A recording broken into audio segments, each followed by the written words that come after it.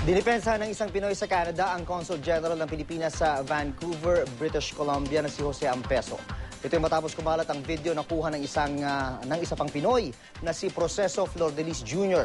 kung saan makikitang sinisigawan siya ng umano'y nakainom na Consul General mahigit isang linggo na ang nakararaan.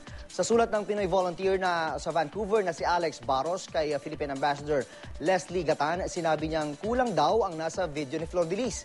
Hindi rin daw lasing noon si Ampeso. Minura pa nga umano at ininsulto ni Flordelis ang Consul General. Nauna na rin sinabi ni Ampeso na siya raw ang unang dinastos ni Flordelis. I felt it was my moral responsibility to bring out kung ano lang naman yung nangyari. Feeling ko, inedit nila kasi hindi yun ang nangyari, hindi yun ang nakita ko, no?